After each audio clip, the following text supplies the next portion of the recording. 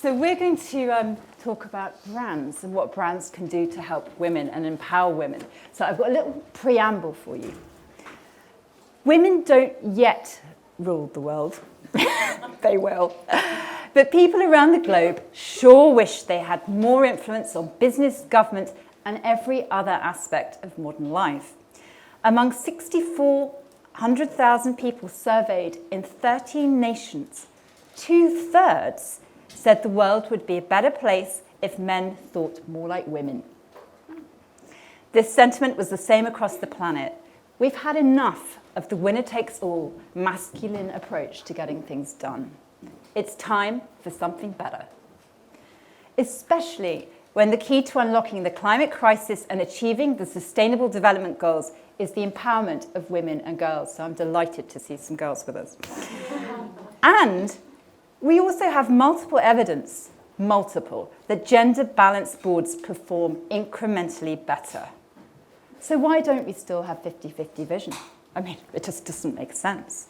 So in this panel, we're going to explore how brands can be the driving force to achieve this. And I've got an amazing bunch of panelists here. They are each just an extraordinary and inspiring and just heroine-style woman. So I'm going to start off with Alyssa, who's going to introduce herself and tell us who she works for and what she does.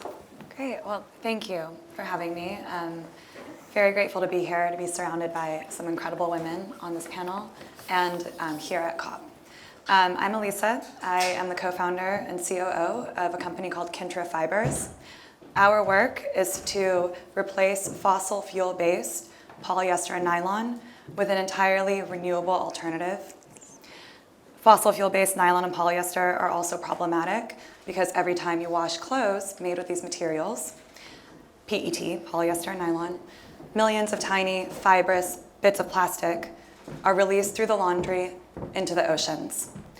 And these fibrous fibrous bits of plastic actually soak in toxic bioaccumulative chemicals out in the environment, and they end up back in our own food and water systems. We consume about a credit card worth of plastic every single year. So my work at Kintra, we make 100% bio-based and compostable material so that when any clothes made with our material are washed, the fibers that shed through the laundry can digest into CO2 and H2O in that compost environment of the wastewater treatment facility and eliminate the fossil fuels that are used for production as well with entirely bio-based starting sources. And yeah, that's my work, and I am driven every day to do what I do to help protect the garment workers in the supply chain as well, to avoid any intense chemicals that are used in the production process. So empowering women is really very important to me, and I'm just grateful to be around so many powerful women here today. Well, it's wonderful to have you with us. And Sonia. Hello all, also delighted to be here, speaking with you all and with such a fantastic panel. Thank you for inviting me. So I'm Sonia Thamaya, and I work for a company called Reckitt. Many of you will not know Reckitt, but I bet you have our products in your home, in your kitchen, your bathroom, your bedroom.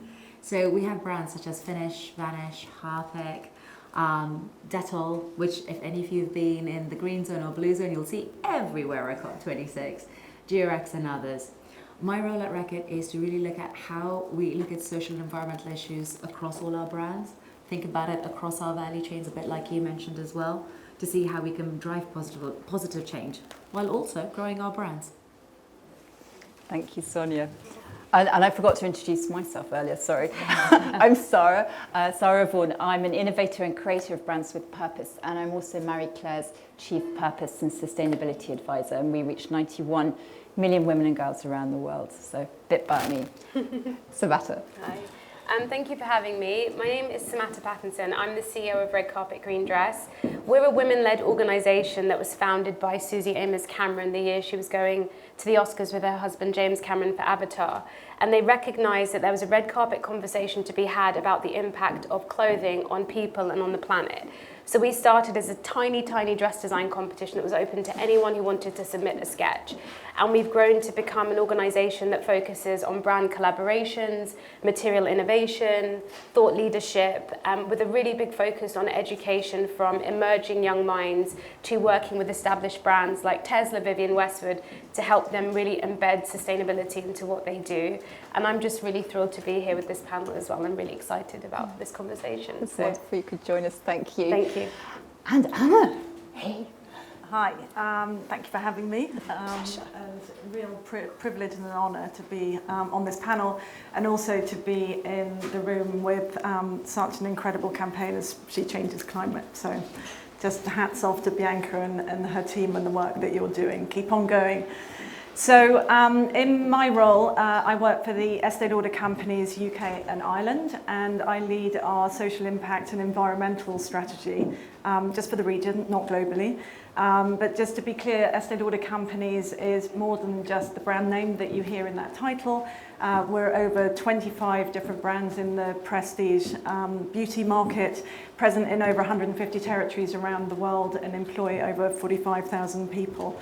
And so my role every day is leading the social impact and sustainability practice for the UK and Ireland. And I also have the great honour of heading up our grant-making programme, where we make investments in social impact and the environment. And as part of that, we really focus on women's health, women and girls empowerment, and environmental justice.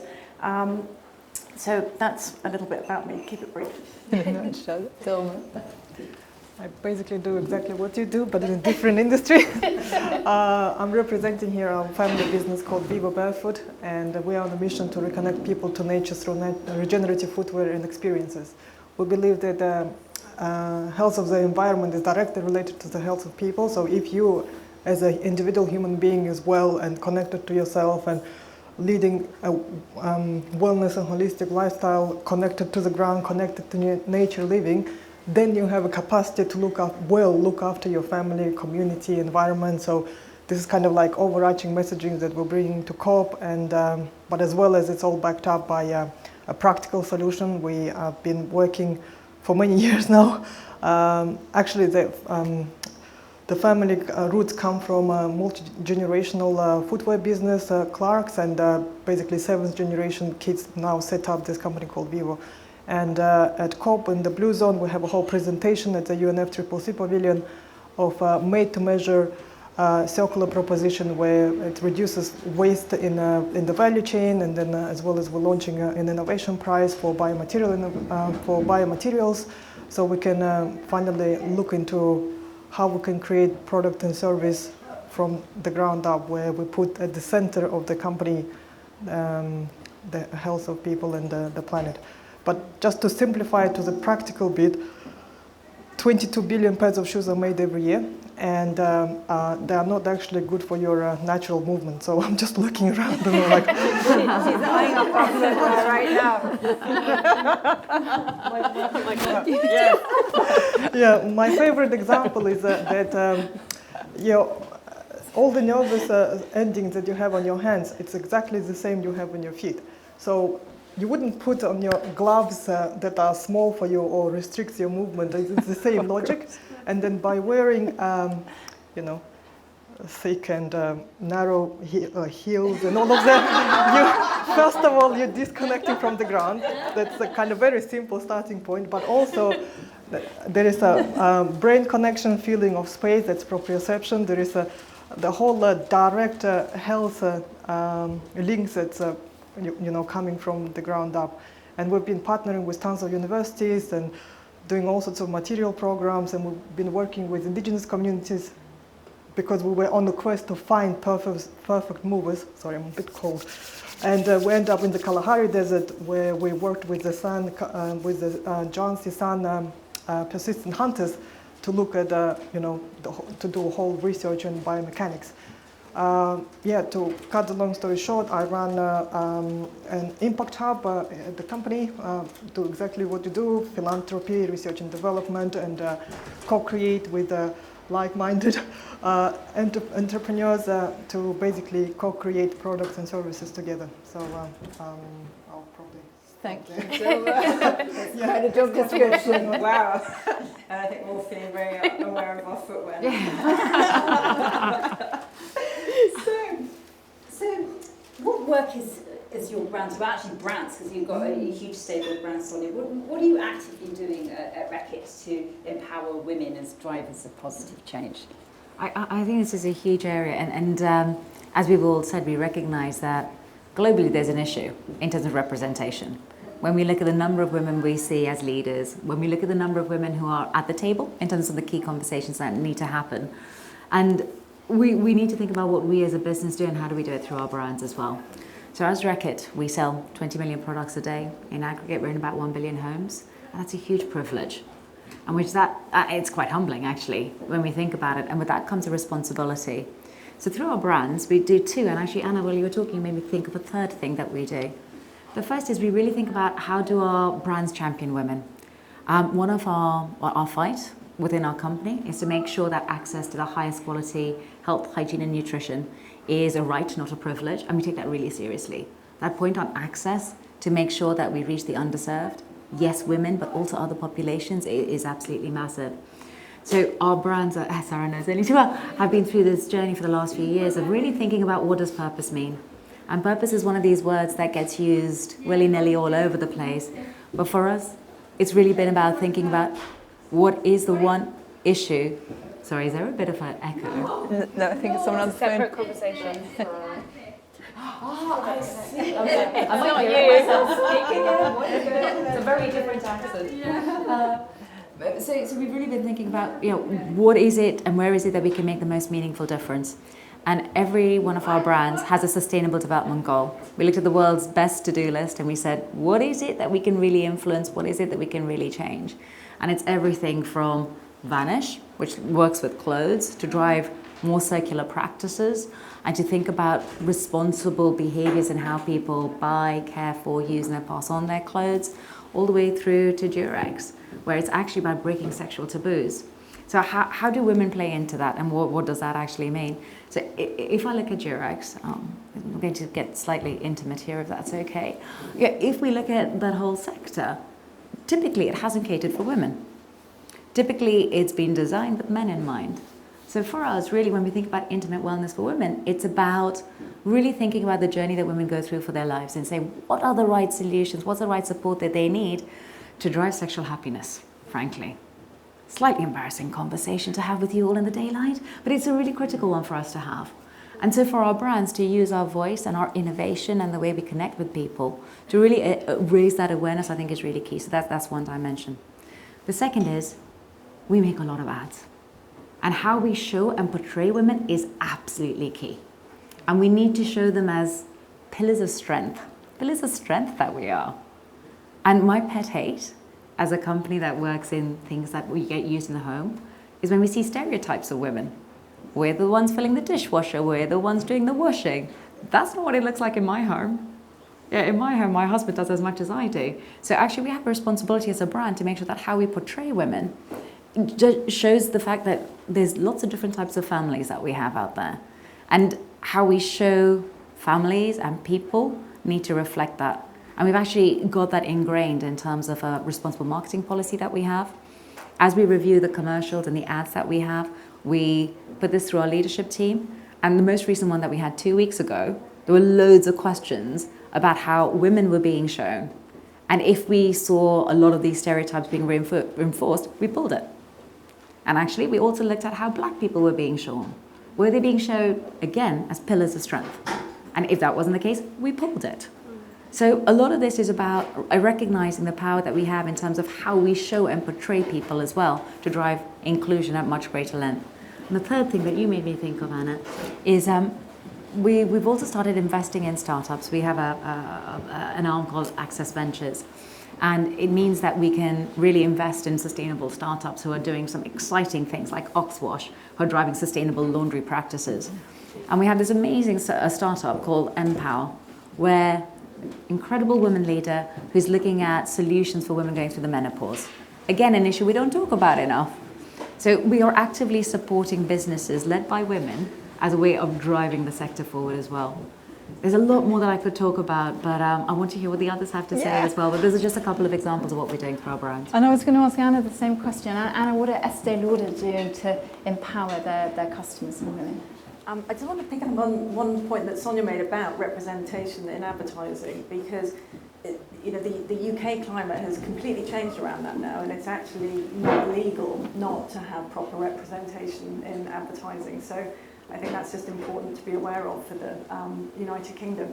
And the incredible work the UN Stereotype Alliance is doing. So if there's any corporates in here, then that's really something you should be aware of and getting involved in to tackle that very problem. So in terms of how Estee Lauder companies shows up and the work that we're doing as a brand, the kind of, I'd like to say that the cards were slightly stacked in the favour of women to begin with. In that we were founded by a woman in 1946, Mrs. Estee Lauder, and today, 75 years later, her great-granddaughters are in the business too. So it's been this incredible vision of a woman for women throughout that 75-year history, and so that really makes a very soft landing if you join the company in terms of what you can expect to find within the company. So in the UK, we're 95% female. Globally, we're 86% female. We've got 59% representation of females around our global workforce in vice president level and above. And we've got 44% female representation on our board. So we're in a quite good place in terms of that, in terms of representation. So that's nice, but you can't rest on those laurels. So actually what that has done is bred within the company very much the vision and the values of the culture that Estee infused in the business throughout her time with the company.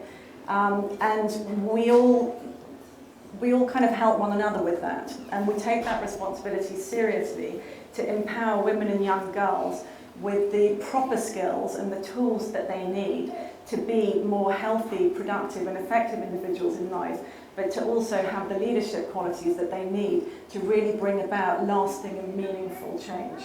So we look at how we can do that within the company for our own workforce, and then what we can do outside of the company in the communities where we're present as a business and where we're present as employees. So a couple of examples of what we do within the company. There's just an incredible ongoing leadership program for everybody.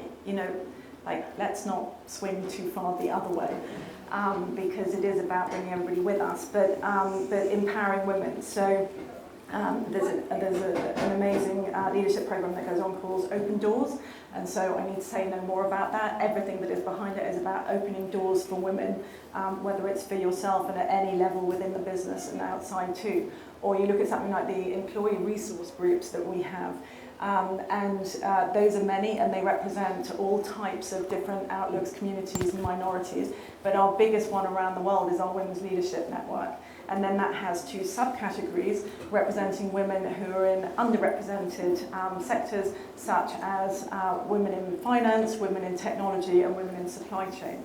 So that's just some of the examples from within. But then outside of the company, talking specifically within the UK and Ireland, some of the things that we do in order to ensure that young women are given the necessary opportunities going forwards. We work with NGOs such as the Prince's Trust and the Young Women's Trust, and the work we're doing with the Young Women's Trust is ensuring that over 4,000 young women every year get access to career mentoring and CV writing so that they can actually get through the door in the first place. Or we work with an incredible charity which is called Beauty Banks, and that ensures that there is, it's tackling hygiene poverty.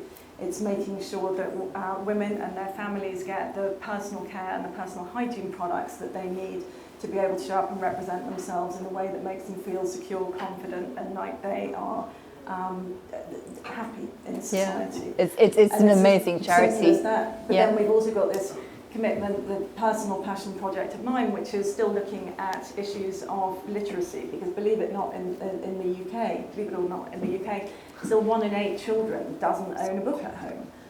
And this is something we thought that we had solved. We thought that it was just a basic in the United Kingdom, and it's actually slipping backwards. So with the Children's Literacy Programme, we look at a couple of things. One is a programme called Dream Big, which is working with children between 5 and 7 years old, where gender stereotyping really starts to embed itself. So it's helping them establish very positive imagery and aspirations at that age through the power of reading and literacy, in order to ensure that once they come through and they grow into the workforce, they've already got very positive reinforcement. Wow, that's all I can say. That's a lot. Wow. And by the way, I just, because one of the things I do when I work with brands is look into their history. And you wouldn't believe the number of brands that were actually founded by women, and the women founders have been erased from their histories. So, the Estée Lauder story is remarkable, and that the family have kept that, You really feel it everywhere you go.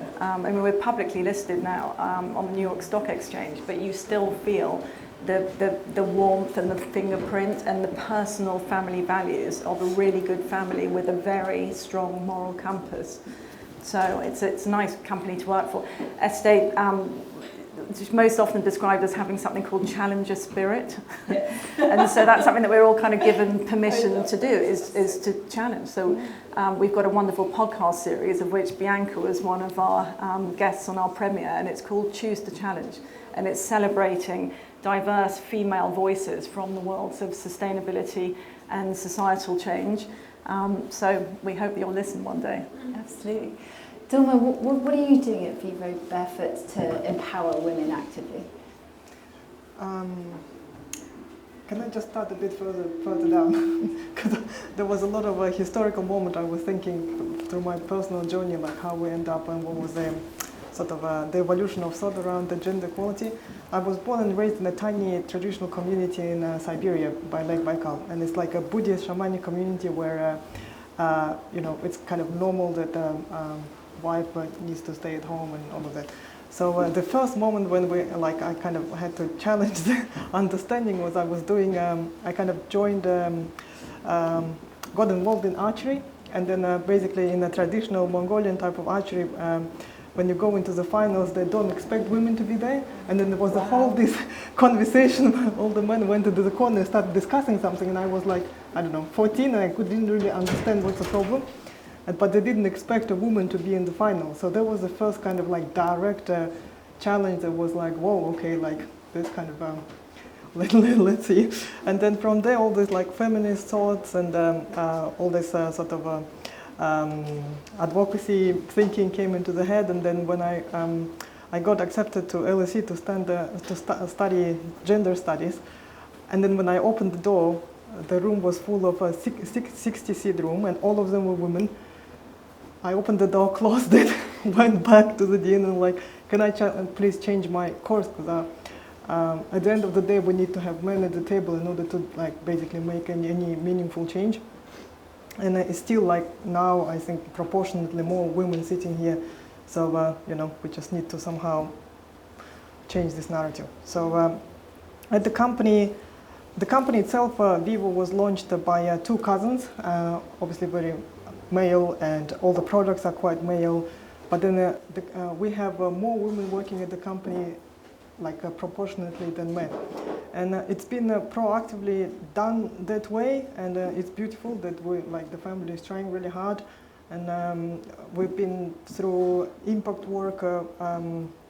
I must say that designs are not that feminine either, so we need to change that. From impact perspective, we've been trying very similar, again, what you do, because we supported a female founders program last year as an incubation program for women in creative industries. Basically, there are very little, I can't remember now proportionately, but the female founders cover a very small percentage of finance. Sorry for my, it's not really grammatically correct English, but yeah. But you understand what I mean. I think it's less than 1.5% actually women get funded in business. I myself, when I joined this footwear industry, it was extremely, extremely male dominated, and we call them shoe dogs. And imagine 20-year-old student going and meeting all this, 60, 70-year-old men who's been in the industry for so long, they would question, like, you know, what you're doing and all of that. And I'm like, I'm a human rights lawyer. I'm here to look at the factory. Anyways, and and then one of the projects that I worked was in Africa, in Ethiopia. We set up an entire new ethical supply chain to showcase that you can do it in a developing country like that. And all our materials come from locally sourced providers, and lots of them are women. I personally go and check all of it. And the production line is run by a female CEO, also locally trained, and it's you can you know, basically what I'm trying to say, that in anything you do, whether it's business, NGO, you can proactively co-create beautiful, meaningful projects and basically incorporate the equality into the core of what you do. Absolutely. Yeah, no, that's amazing. And, you know, we've got here a CEO on my right and a COO on my left. So, ladies, how do we do it? How do we get more women into leadership positions and with job titles like yours? Samantha, do you want to go first on that? Yeah, I do. I'll start by saying that I think we have to be honest about which women we're advocating for, because I think there's a slight fallacy that when we say women, we're talking about all women and all women progressing, when that just isn't the reality. I mean, my reality as a black woman is that I will often see, for example, if you look at the Fortune 500 companies in the US, of those 41 CEOs are women and only 4 are black. And this is kind of how we see this filtration system occur frequently. So I just want to make it clear that I don't always feel that when we say women, we're talking about all women. And that's a really important point to make. So when we say how can we get more women in, we have to be really clear that we mean women of different races. We're talking about black, indigenous, people of colour, all women. And that's my reality of kind of being the CEO of Red Carpet Green Dress. And so what I experience is, how can we include more women in this conversation, is I look at the work that we do and how we try and do that, because my lens is informed by wanting to make sure that this is really a representative conversation. With Red Carpet Green Dress, for example, we believe in the power of what I would call the conch holders or the ambassadors of this movement. So when we work with brands or talent, we try and be really dedicated to making sure that we're working with representative talent. We've worked with talent from over 21 countries, from Priyanka Bose to Naomi Harris to Lakeith Stanfield. Why? Because we feel that when people look at that Oscars red carpet and they see that conversation taking place about sustainability and who's leading the dialogue, it's important to see themselves reflected in that. And that's not just women of colour, that's also disabled women. We worked with Marley Matlin this year because we feel that those voices are erased from the conversation as well. So these are kind of ways that we try and tackle the idea of who's leading the conversation and bring more people in. We need to see ourselves reflected. Another thing that we're really passionate about is education and opportunities. So we work with design colleges, but not just the established ones, because again, when you go to the same LCF, Central St. Martin's, etc., then you're going to colleges which are perceived as being established, and in that you do have a slightly privileged demographic. How do we include community colleges so that the girls who are joining those colleges have the same opportunities of progression as those who are going to more elite colleges?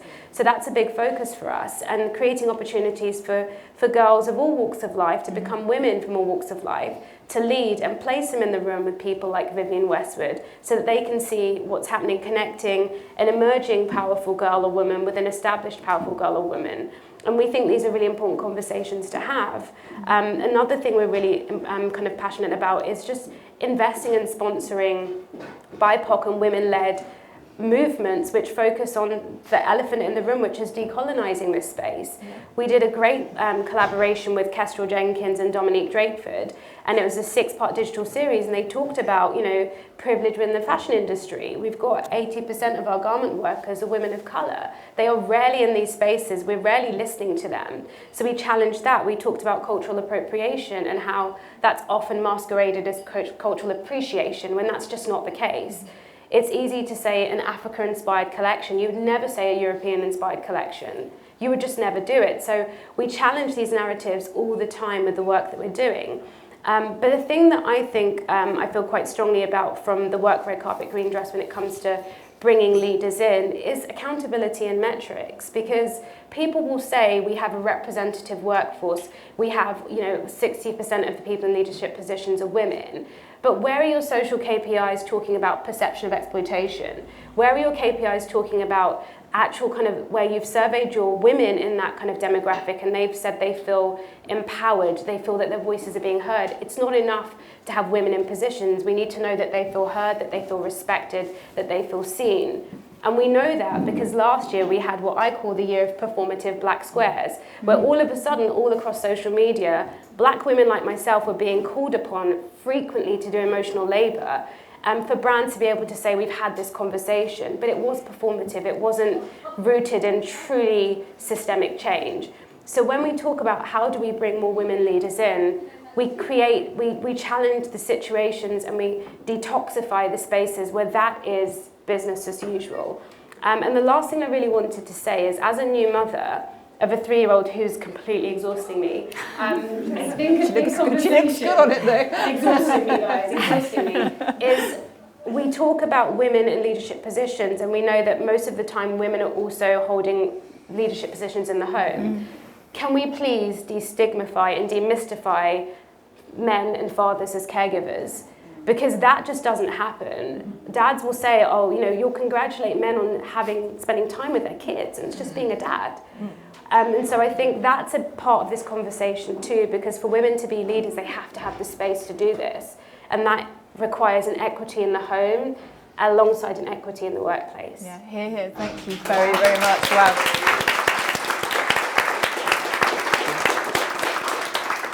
Elisa. Thank you for the work that you do, all of you. For me, when I think about how I, as a startup and a growing company, can empower more women in leadership positions, for me it comes down to education. We need more women in STEM. We need more women to be able to see themselves in science and technology industries, to see that they have a space, that they have a role to play. And for me, the work that I do really comes down to systems change from within the fashion industry, from a material standpoint. The 80% of garment workers that you talked about are exposed to really horrible, toxic chemistries that are used to dye PET, polyester, and nylon. We've designed our material for a much gentler dyeing process that also uses less temperature. So when we create a new chemistry, a new material, we consider the human health impacts as this material is being used in every single step through production. We think about how can we design this material so it has less emissions, so it protects the health and safety of the people in the garment supply chain and also the end users. Congratulations for your beautiful child. So many of the materials that we wear every day, women of course are much larger consumers of fashion than men, and a lot of the finishing chemistries that are used in our clothes have PFAS chemistry in them that we put on our body every day. So when we, again, think about how can we protect women in the garment worker supply chain, in the value chain, but also how can we protect the end user, our children, ourselves, for the clothes that we use, so that we don't have these chemistries that do not belong in our homes, on our bodies. So that's kind of how I think about empowerment, is through a place of how can we protect from a materials design standpoint through my company. And when I think about, as I emerge on my journey to hopefully grow and build a bigger business, how can I ensure that I have a diverse pool of people that I can look to hire? I always think about it needs to come back to education. We need more education access in diverse communities and for women overall in STEM. And they need to see a role. They need to see everyone here. Girls need to be able to look at every single person here and see, wow, I am a marketer, I'm a graphic designer, and I can work in STEM. I don't necessarily need to be a scientist. I can see my space in that type of an industry. So Thank you, Lisa. Thank you. Yes, absolutely. Now, Georgia is hovering on her seat about to call time. So we're going to do a very, very rapid fire round because we've got lots of guys in the audience. And I want literally quick fire, rapid response on what can men do to support women better. Elisa. Fund, finance. Venture capital money needs to go to women. Sonia. Advocate. And I'm going to pick up very quickly on something you said, because if we're talking about what are the barriers to women becoming leaders, we have to face the elephant in the room. Most companies, you have 50-50 balance when you come in. It changes as you go up to the top. And a big reason for that is children. We have children. I have two. Love them to bits. Enjoying sleeping now, though. It's good. I'm away from them. I'm looking forward to seeing them again. The sleep is good. But the reason we don't progress as much is we put our lives on hold to look after the children. We are seen as caregivers, as you said. So for the men to understand what that means and to support that journey and to say, actually, as we come back from having children, how do we progress at the same rate and get the right support? So advocate. That would be what I would want to see. Samantha. What I would probably like men to do is to challenge the stereotypes that they have in their minds about women. Because those stereotypes create environments where women at work are constantly having to kind of mute, adapt, rethink, overthink the way they communicate and exist, purely to just be seen and taken seriously, or to be seen the same as or equal to, or in many cases, deservedly sometimes better than. So I would say just challenge those stereotypes frequently and consistently. Thank you. Anna. Two things. One of them inspired by Leonard Lauder's. He has these many pearls of wisdom that he shares. But one thing he said that really resonated with me, and particularly around the male-female dynamic in quite corporate workplaces, is he said, listen with the intent to hear rather than the intent to speak. And I think sometimes in my career I found it quite hard that not necessarily being listened to by men. This kind of, this is in the past, I'm not talking about now, it's another generation, let's hope things have improved. Just not hearing. You can sort of see it sometimes when, in the past where a man had tuned out and he was literally waiting to kind of speak over me. That was one thing, and that comes from Mr. Lauder. And we've got incredible male leaders within the business who celebrate and advocate for every woman across representation. So that was the first thing. Second thing is just really simple. Look into a room as a man when you go there. Is there adequate representation? And to your point, Claire, don't just stop at is there a woman? What type of woman? And equally, what type of man? Yes. Let's look at that diversity and be genuinely inclusive across all communities. Delma. My message would be on reconnection.